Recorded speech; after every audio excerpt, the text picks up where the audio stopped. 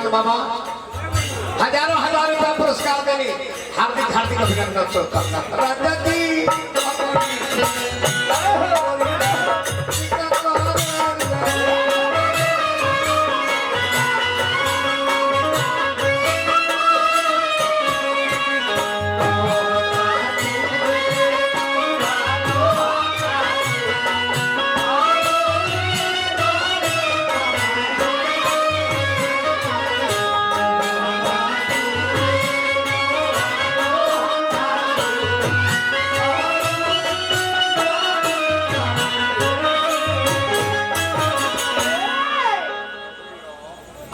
बोला ना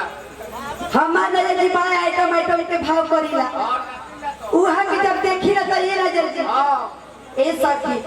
जब हमारा नजर जी देखी ना तो हमार बड़ी मन खुश हो जाला बाकी कब कब हमरा के डांटी ना तो बड़ा हमर खुनुस बढ़ेला हम सोचिले कि नजर जी हमर से इतना प्यार करीला आत्मा हमरा के मानत नहीं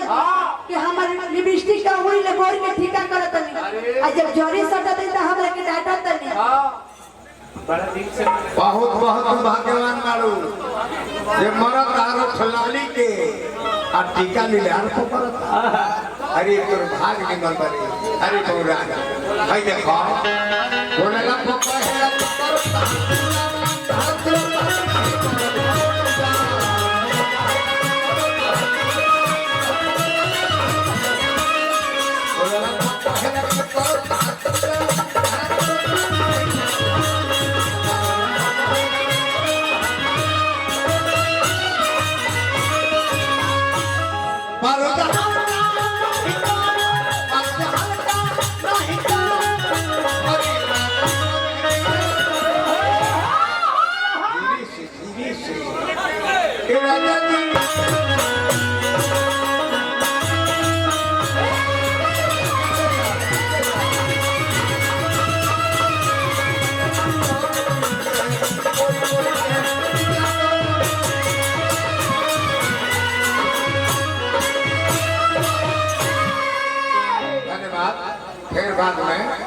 बाद में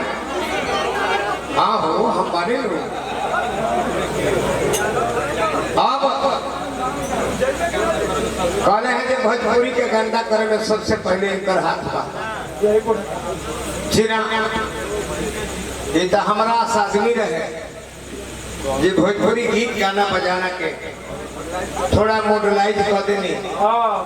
तो चाहे आज गोपाल राय हो चाहे मनोज तिवारी जी हो केवल पूर्वी निर्गुण गवाते हैं थोड़ा मॉडल चेंज कर ली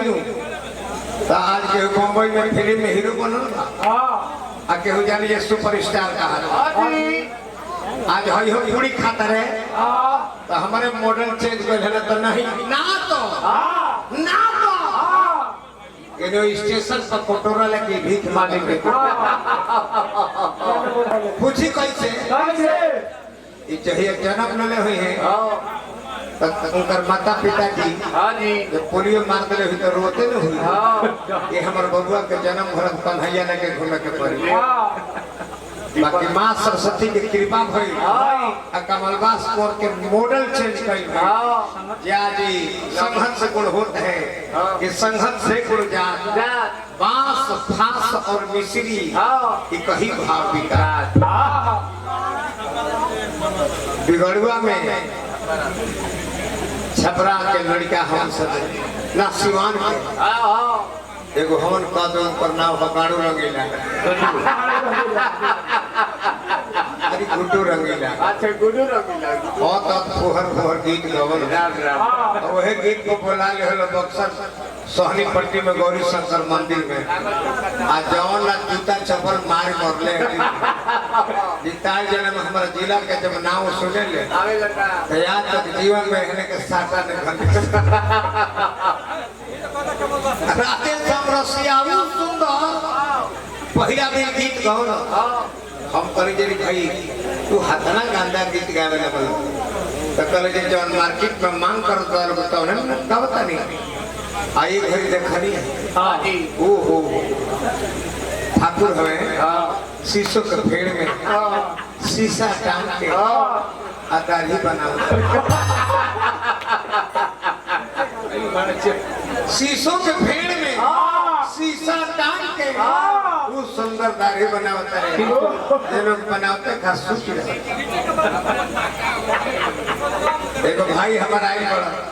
ठाकुर जी हमारे के 100 रुपये दिलन है कहले कि तने हमारा सैलूनवा का प्रचार कर दे काम होई बा कहले हम सैलून जब नीचे रहे ना रही बाजार में तो घरे हम 2 तल्ला बहु हो गई